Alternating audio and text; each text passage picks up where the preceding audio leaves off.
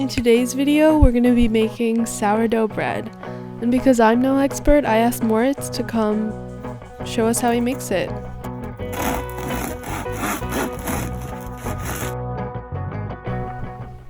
So this is your starter. There's plenty of videos and explanations online about how to make a starter, but simply put, it's a combination of water and flour in equal parts that you let sit for about a week till it ferments and becomes an active yeast population. That's what's going to make your bread rise. For one loaf of bread, you're going to need 75 grams of starter. Some people call that the levain, but all it is really is just a little more starter than what you would usually feed it. So I'm going to use about 30 grams of warm water and about 45 grams of flour. And the flour I'm using is a 50-50 mixture of rye flour and bread flour. Stir it up really thoroughly, and if it's too watery, just add a little more flour, and if it's too thick, add a little more water. You want the consistency to be a little thicker than a pancake batter. You should have at least 100 grams of starter in your jar. You're going to cover the starter with a loose-fitting lid and just put it in a warm place for about 5 hours until it's risen twice in height. Once your starter is risen, you're ready to put all the main ingredients for the loaf together. So for one loaf, you're going to need about 500 grams of flour. That's going to break down to 300 grams of bread flour and about 200 grams of whole wheat. In this case, I'm using rye flour. So with the 500 grams of flour, you're going to use 350 grams of water at room temperature. And you're going to take your starter and dump in 75 grams and just stir it up with your hands. If it has risen the right amount, then it's going to float on top of the water. And if it sinks, then you need to let it rise for a little longer. Make sure you leave some starter in your glass because you're going to want that for future breads. Mix all your flours together and put them in with the water, and then mix it around with your hand until everything is saturated. Once you have that sort of shaggy, sticky mass, you're going to cover it up with a towel and let it sit for an hour to 2 hours. This rest is important because it's going to let all your wheat, all your flour hydrate fully, which will be important later when you're trying to develop an elastic dough. After letting it rest, add 12 grams of salt. Wet your hands and then incorporate the salt into the dough by poking at it with your fingers and then kneading. For the next 4 hours, you're gonna be developing the bread's elasticity, and there's a couple ways to do this, but I've found this method to work really well. So take your dough out onto the work surface, and you're gonna do a series of slap and folds. To do that, you're gonna grab it in the middle, lift it up, slap down the bottom, and then fold over the top. You're going to do this for about 6 minutes, and you may notice that halfway through it starts to come apart again, but just keep going, and you'll notice that it's done when it starts to become smooth and the skin is sort of taut. If it's really sticky, you can just take some water on your hands, and that'll make it easier to handle.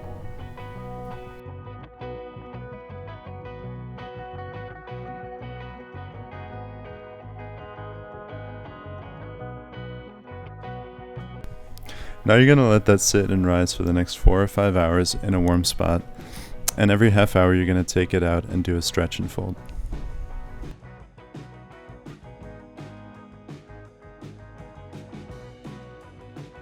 The stretch and fold is basically a more gentle version of the slap and fold, and what you're going to do is wet your hand a little bit and then just take the side, stretch it up a little bit, and fold it over at the top. And you're going to do that 4 times, rotating the bowl so that you're doing it all the way around the dough. As you're doing this, you're going to see some bubbles form on the top of the dough. That's a good sign because it means that your dough is fermenting and it's rising. I usually pop these as I go because I like a consistent inside to the bread, but if you want those big holes, you can just leave it.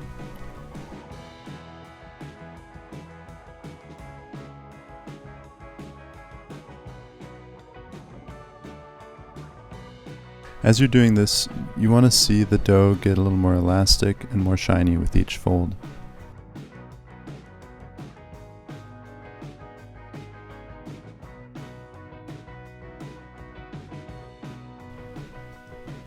After about 5 hours, your dough should have risen by about 2 times.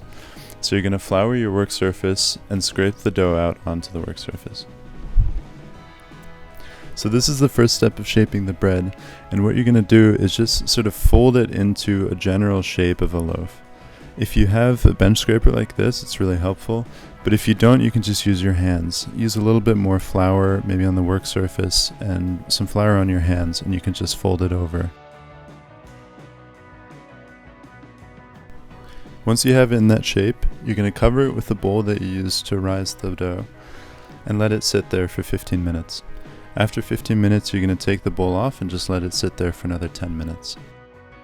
Because you're going to let the dough rest in the fridge overnight, you can start prepping a small bowl or a banneton now, adding flour to it so it doesn't stick. I use a combination of rice flour and then just regular white flour on top, but if you just have white flour, use a little more and that should be fine. Make sure that bowl is fairly small and not much bigger than the size of the dough because you don't want it to flatten out overnight. For the final shaping, you want to fold it into sort of a tight ball. So you're going to dust the top of it with flour, then flip it over, and then fold the bottom up to the middle, then the sides in, one over the other, and then take the top and fold it over the whole dough. You want the seam to be on the bottom so the dough is resting on top of the seam and allowing it to close. And if it feels a little loose, you can take your hands and sort of pull the dough towards you at the bottom. You'll notice that it tenses up. If it sticks to your hands while you do this, don't panic, just put a little more flour on your hands and pull it towards you again. Let it rest for a minute and then scoop it up and put it into your bowl or your basket seam side up. You can see that I didn't let it rest for long enough as the seam's sort of coming apart. If it does that, you can just pinch it back together. Dust the top with a little bit of flour, then cover it with a towel and put it in a plastic bag. You can just fold the plastic bag over, you don't have to make sure it's tight.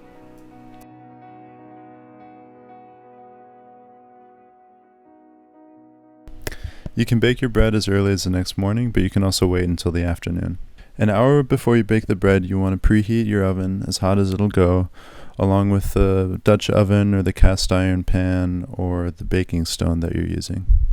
When your oven's preheated for an hour, roll your dough out of the basket onto a piece of parchment paper.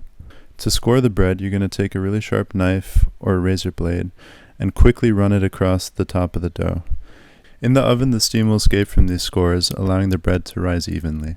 If you're using a cast iron pot or a Dutch oven, take it out carefully, remove the lid, and lower the bread into it by the parchment paper. Baking the bread in something with a lid is helpful because it traps the steam that the bread needs to rise. But if you don't have a Dutch oven, you're going to have to add steam either by pouring a little bit into a pan at the bottom of the oven or by spraying some water in with a spray bottle. You're going to bake it with the lid on for 25 minutes, then remove the lid and bake it for another 20 minutes. The crust should now be a nice dark brown. Turn the oven off, open the door just a crack, and let it sit for another 20 minutes. This allows the crust to dry out, and when you take the bread out finally, it's going to be really nice and crunchy. When you take the bread out, put it on a wire rack or something that allows some air to get under it to cool. Let your bread cool for at least an hour, because the inside is still getting better and better as it cools. If you cut in right away, it'll be kind of gummy. That's it. I hope you enjoyed. You're gonna make some bad loaves, okay? Just keep going. Thanks so much, Moritz, and thanks everyone for watching. Hope you learned something, and come back next Wednesday for something new.